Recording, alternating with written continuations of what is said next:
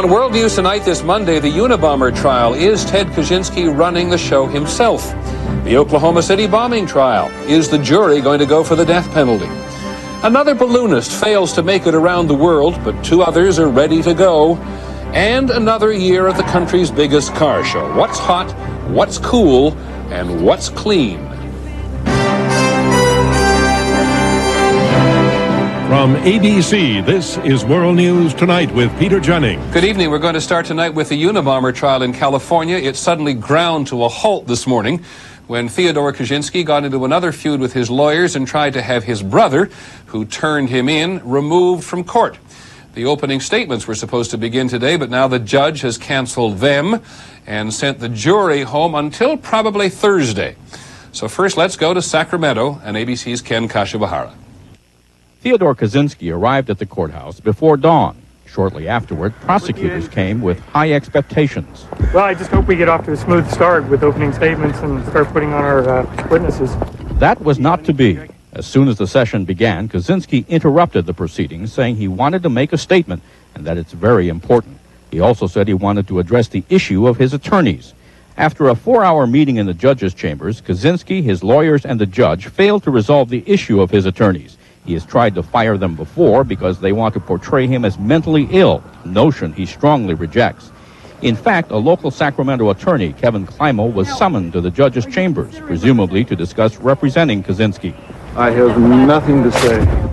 Kaczynski also seemed to have a problem today with the presence of his own family in the courtroom. He failed to acknowledge his brother and his mother, who were seated just behind him. David Kaczynski was the one who told authorities that his brother might be the Unabomber, in return expecting prosecutors not to seek the death penalty because of his insanity. He is upset that they have. The opening of the Unabomber trial has been put on hold until Thursday while Kaczynski and his attorneys try to resolve their problems. But the judge says they might not be resolved by then, raising the possibility that the trial could be delayed even further. Ken Kashiwahara, ABC News, Sacramento. ABC's legal affairs correspondent Terry Moran is also in Sacramento. Terry, at this distance, this seems like a trial somewhat out of control, right or wrong? I think you're right, Peter, and the reason is this is a case where the defendant is in control of events. Over the past couple of weeks, Ted Kaczynski has determined what happens and who's in the room when it happens, and that's because it's a capital case. The system bends over backwards for people whose life is on the line. Every criminal defendant has constitutional rights, and this is a defendant who may be mentally ill, so the judge has a lot of problems. So how does the judge get control back if he's lost it? Well, he's got to make some decisions, and that is something that's hard for this particular judge. He doesn't have a lot of experience in the criminal law area, and at one point today in court, he asked the prosecutors, who are officially in the dark about what's going on, what he should ask Ted Kaczynski in these private meetings. So he's looking for help. Okay, thanks very much, Terry Moran, also in Sacramento tonight with Ken Kashiwahara. Before we go on to the rest of the day's news, let's go to the Oklahoma City bombing trial. Terry Nichols was convicted 2 weeks ago of conspiracy and involuntary manslaughter. Today, lawyers finished their closing arguments in the penalty phase of the trial. And now the jury must decide whether Nichols should live or die. ABC's Bob Jamieson is in Denver. Bob, first, if you would, a summary of the closing arguments. Well, Peter, prosecutor Beth Wilkinson dismissed the defense notion that Nichols played only a minor role in the bombing. She told the jury that what Nichols conspired to do can only be described as evil. The 168 deaths in Oklahoma City, she said, were the most from a single act in American history. And the jury of 7 women and 5 men has been weighing Nichols' fate since midday. And Michael Tiger, the defense, said what? Well, the defense is clearly worried by the highly emotional testimony last week from those who lost relatives in the bombing. Before then, it had been considered likely that this jury would not return a death penalty. So today, Tiger reminded them they had already decided Nichols played no role in the actual bombing. He told them they couldn't change their verdict, that they had now to make an individual decision, and that vengeance would play no role in that. And this jury has not been sequestered, so they have heard all of the pressure for death over the Christmas vacation. Well, they're not supposed to watch television or read newspapers, but they may indeed well have heard that. Okay, Bob Jamieson, thank you very much. Bob Jamieson in Denver. Now we're going to go overseas, because overseas today there was a reminder that in some areas, no matter how hard we try, human endeavor still has its limits. The American balloonist Steve Fossett, who'd been in the air for 4 days, was forced to set down today about 50 miles from the Russian city of Krasnodar. Reporting from Russia tonight, ABC's Jim Wooten. Cold and sleepy, but safe and sound, he emerged from his frosty capsule into the deep freeze of southern Russia, greeted by local officials and farmers who helped him deflate his silvery balloon. Fawcett seemed none the worse for his journey, though he did not sound eager to make another effort. I don't know that I have a solution. It's very difficult to do, but perhaps that's why no one has done it. Not the least of his difficulties was a drastic change of plans over the weekend. Fawcett had meant to float south from Europe, across the Mediterranean, and down to the subtropical jet stream. But Libya had refused for weeks to allow him to enter its airspace, so he headed away from Africa. When Libya finally said yes, it was too late. Fawcett was committed, headed for Turkey by then, into weaker winds and into more trouble. A burner used to heat air in the balloon went haywire, forcing him to go outside and control it manually. He told his team in St. Louis it wasn't easy. It's a very airy trip out there, especially when you're doing it at night with a headlamp and you're out changing hoses and crawling around. And when the heater inside also malfunctioned, the temperature fell below freezing, and approaching Russia, Fawcett decided it was time to quit. Easier said than done for Mission Control in St. Louis. He's landing in about 30 minutes. Does anybody in Rostov, do they speak English? In an interview tonight with ABC News, Fawcett said his journey was a significant achievement. It may turn out by the time somebody succeeds in doing this that it's important in the same sense as climbing Mount Everest or reaching, or at the turn of the century, reaching the North Pole. This was Steve Fawcett's fourth attempt, and although he says he hasn't made up his mind to try again, circling the Earth on the wings of the wind is one of the last great challenges of the air. Jim Wooten, ABC News, Moscow. There certainly are other challengers. The British tycoon Richard Branson is going to try again. He will take off from Morocco later this month.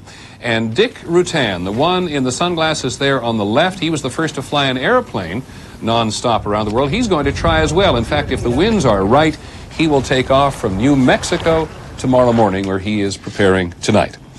In a moment, we'll go on to the day's other news. The Beetle is back, and that is just the beginning at Detroit's big automobile show. A powerful way to control your child's pain using the mind instead of drugs. And this question for the press: should the president ever have a moment alone, away from the cameras? This is World News Tonight with Peter Jennings. Brought to you by Office Depot.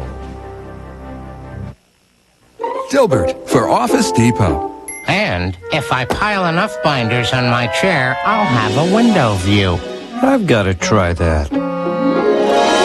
Wow, I've never seen so much interest in our business plan. Can I have two? Get back to business, as crazy as it is. Get organized at Office Depot and get everything you need to run your business, all in one convenient, easy-to-shop store. Plus, free delivery on any order over $50. Business is crazy, but Office Depot makes sense.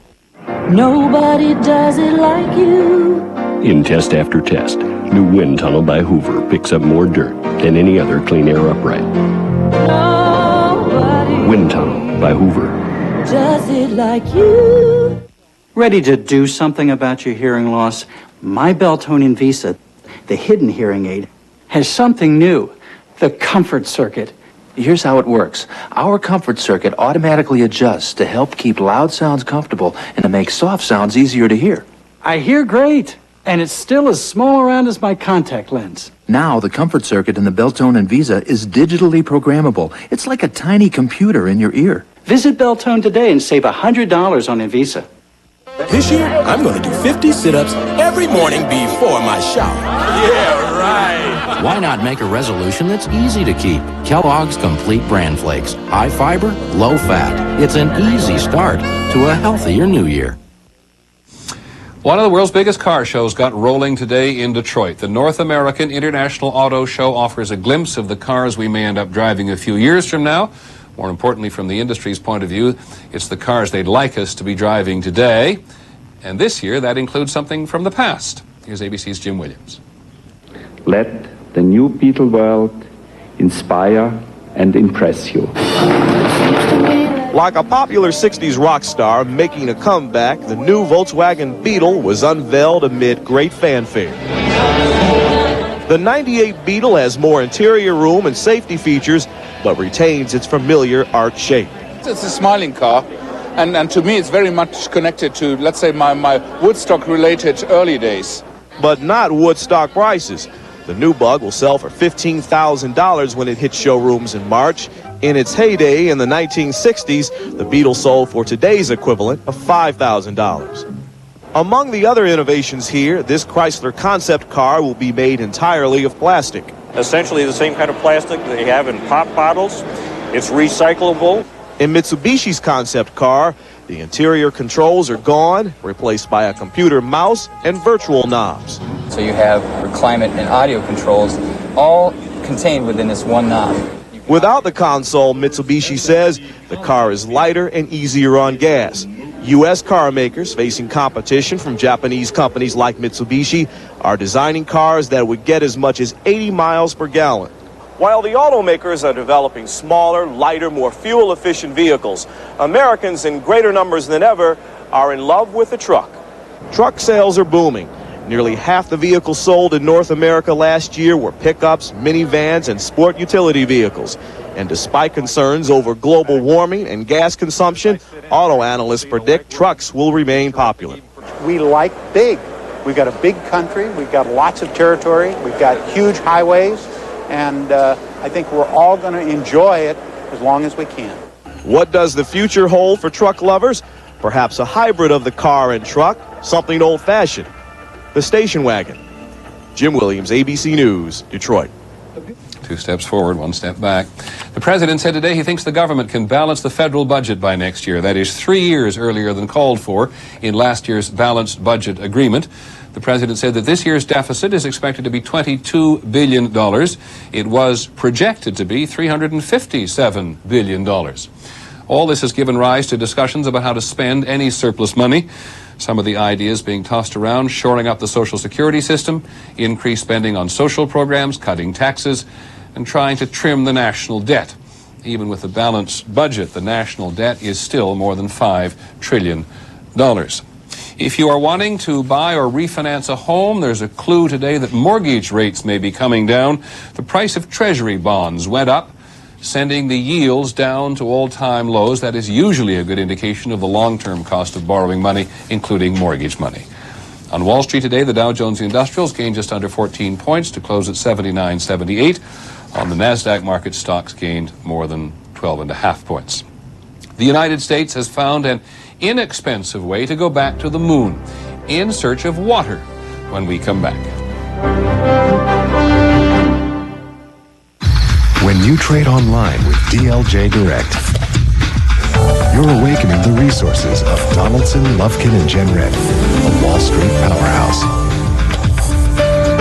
You have research on 80 different industries and access to DLJ's IPOs.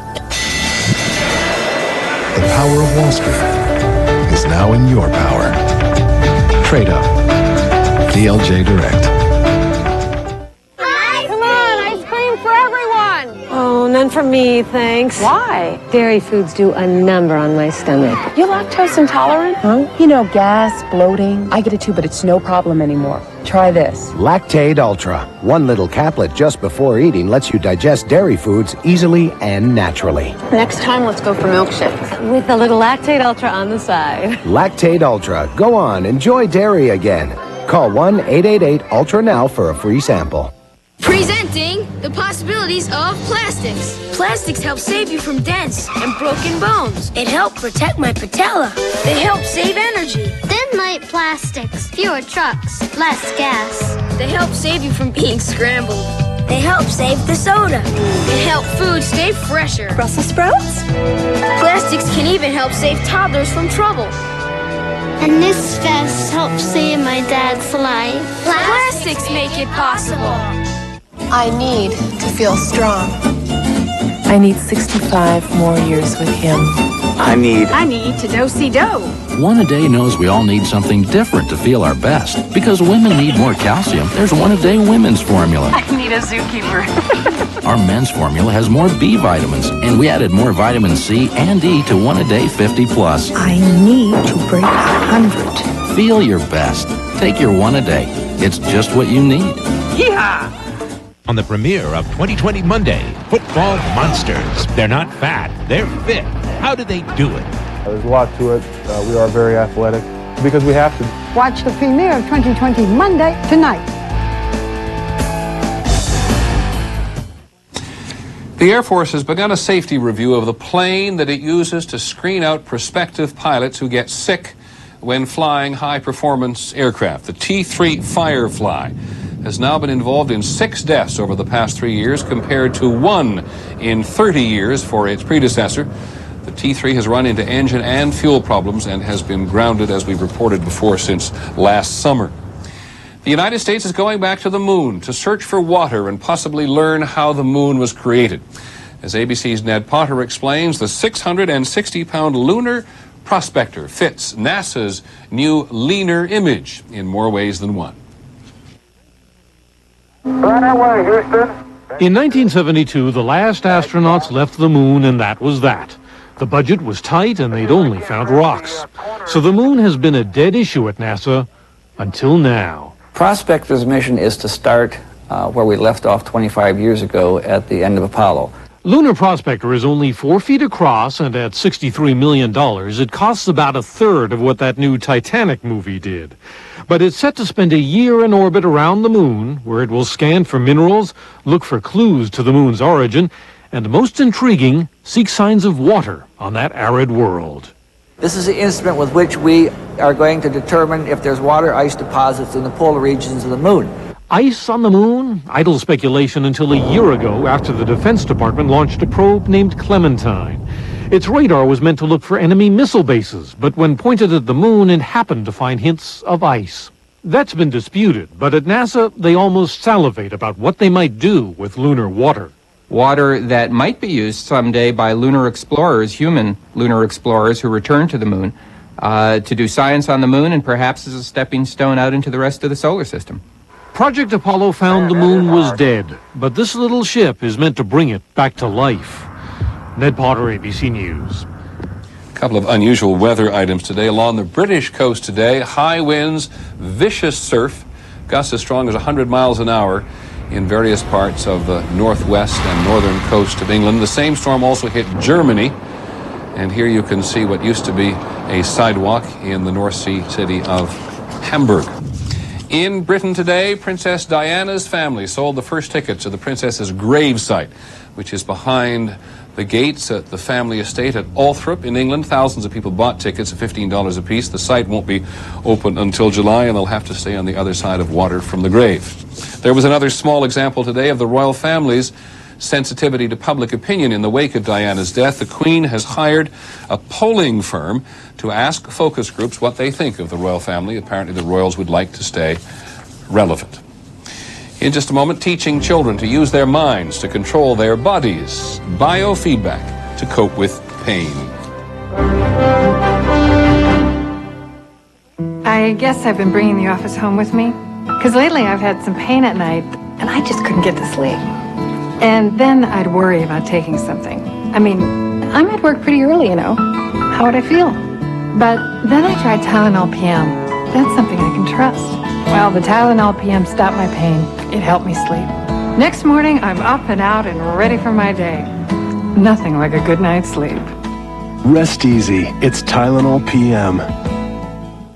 Men, is gray hair sneaking up on you, right under your nose, making you look too old? Whoa, it is sneaking up on me. Up here, too. You need Just for Men gel, made for the hard-to-color gray of mustaches and sideburns. Simply brush in this no-drip gel, and in 5 minutes, rinse. Gray's gone. Your mustache and sideburns blend perfectly with your natural hair color. That gray won't sneak up on me again.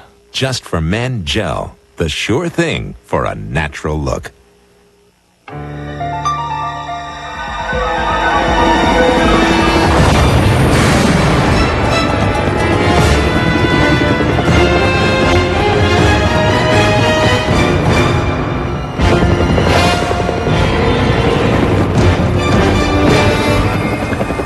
Honey, you went out for milk 3 days ago. Come home now. It's just more fun to drive. The all-new Accord from Honda. At Staples, we're constantly lowering prices to make them as competitive as possible. So you always get the guaranteed low prices on over 7,000 items. And who wouldn't love that? And that's the last one. Good news, Willis. We're lowering prices again. Lock up when you're done. All right! That kid was a find. For guaranteed low prices on over 7,000 supplies and free delivery, it's Staples. Yeah, we've got that. On the health report tonight, teaching the brain to control the body. Biofeedback for kids. And for a very straightforward reason. It's a way of treating children without using too many drugs, some of which are not even tested specifically for children. ABC's Deborah Amos tonight on The Mind as Medicine. Catherine Roscoe is a talented teenager, an artist, active. But sometimes she's too active. Kat has uncontrollable movements and tics. Her condition is usually controlled by strong medications, but her parents wanted an alternative to drug therapy. They found it here at the Park Nicollet Clinic in Minneapolis, a center for mind-body medicine that uses biofeedback and self-hypnosis for kids. We're teaching children to be the bosses of their bodies, to be able to use their minds and their imaginations in order to control body processes. Here, Kat learns to control her body using the information a computer gives her about the smallest changes in her breathing and skin temperature. She focuses on a comforting mental image to help her relax. The computer shows how she's doing. Nice and easy. Nice job. Skin temperature is generally warmer when people are more relaxed. In this program, when Kat is able to raise her skin temperature as much as 10 degrees, the basketball game records a score. Children from 6 to 12 years old seem to benefit the most. In clinics and hospitals across the country, pediatricians are now using biofeedback to treat a variety of conditions, from asthma to juvenile migraines. At Cleveland's Rainbow Babies and Children's Hospital, biofeedback is routinely used to help young patients cope with pain. For many children with a chronic problem, the child is not in control of very much, so this helps the child to be in control. Dale Orm is learning pain control. Following a stroke, his mother has to give him 4 daily injections. You've got a kicking, screaming, bigger than you child saying, "You're not going to give me that shot." We can return to that wonderful, special place now. Dale changes how he reacts to pain by changing his thinking. Before it really hurt, it felt like I was injecting fire into my stomach. Then after I learned biofeedback, it didn't hurt no more. And this just makes it so much easier for him and me. Biofeedback is popular with parents. It's becoming accepted by HMOs, recognized as a powerful alternative therapy for children. Deborah Amos, ABC News, Cleveland. And one note about babies. Researchers in New Zealand say that children who are breastfed as babies, naturally, do better in school. A study published in the journal Pediatrics says that fatty acids present in breast milk but not in formula promote brain development. One baseball item. The pitcher Don Sutton was the only player elected to the Hall of Fame today. He won 324 games in his career, and only 4 other men in the history of baseball struck out more batters. When we come back, the media and privacy. This is about President and Mrs. Clinton's little dance in the sand.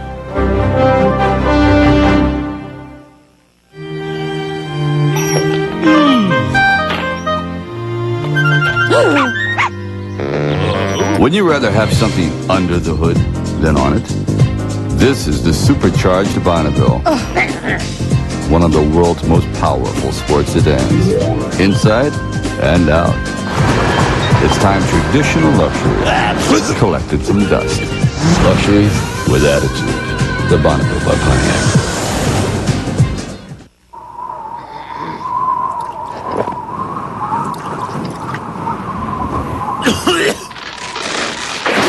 Even small coughs can be irritating.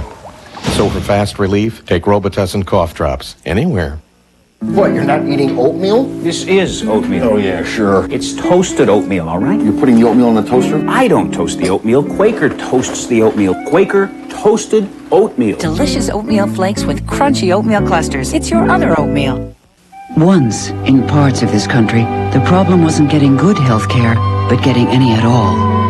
Fortunately, the doctors of the American Medical Women's Association have always gone the extra mile for people's health. Now, out of concern for yours, they've granted their acceptance to supplements. These from Nature Made. Nature Made is proud to bring you the first supplements to earn the acceptance of the AMWA. Nature Made, trusted by the ones you trust. Find it this evening for Whose Eyes Only? That's the question the White House is asking the press today, and in a way we are asking ourselves.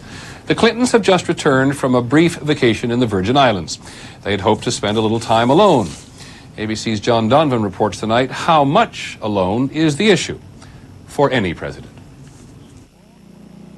For Ronald Reagan, it was a long lens a mountainside away from the president's ranch. For George Bush, the cameras gave chase in speedboats, and he was nearly always a good sport about it. But when the Clintons went to the beach in the Virgin Islands this weekend, and camera crews from the networks and photo agencies looked in, the president's aide said that was going too far. Let's think twice about whether we want to live in that kind of environment, in which people are sneaking around in bushes and taking pictures surreptitiously. One picture in particular got the White House steamed. That dance on the sand, snapped by a French news agency photographer and published across America this morning.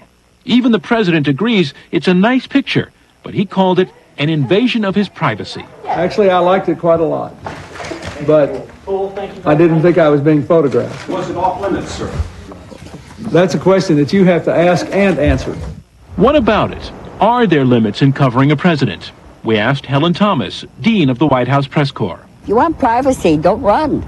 Don't go into public life. I mean, there's a lot of places you can go in, a lot of professions and so forth, where you won't be watched. A response worrying to those who believe that a presidential right to privacy is a matter of mental health. If you strip that person of the very rights that he is assigned to protect, he's probably not going to be sane. He's probably going to go nuts. Today, White House aides grumbled that they might put more restrictions on the press. But that threat was half-hearted, because the president's aides know there's not really very much they can do about this, short of trying to shame the media into showing some restraint. John Donovan, ABC News at the White House. And that is our report on World News Tonight. Before we go, an important program note. ABC's 2020 Thursday has moved to Monday. And tonight is the first edition, 9 o'clock, 8 o'clock Central Time. This evening they will feature the dramatic story of a woman who spent her life seeking the killer of her younger brother, only to find that the trail led to her father. I'm Peter Jennings. A belated Happy New Year. Have a good evening. Good night.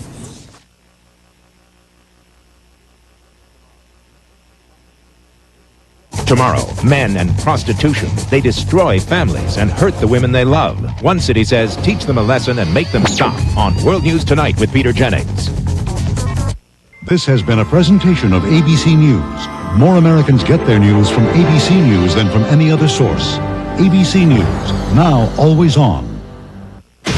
Tonight, Dylan McDermott and The Practice make their move. You're about to get raided. One of the most critically acclaimed dramas gives you even more. 5 people are dead. More stars, more drama. I'm the one who screwed up. You can't blame yourself. Get out! Expect more on Mondays when The Practice moves. Tonight on ABC. I'm News 2's Andy Cordan. An off-duty Metro police officer is forced to shoot a man inside this night spot. 2 Metro school students are taken to the hospital after a school bus accident. I can't tell you how much admiration I have for him and the way he conducted his life, and he's somebody that will really be missed. The community mourns the loss of a man who changed the face of healthcare. And the hottest seats in the House are up for grabs for the Predators' new hockey season. Live report from the arena next.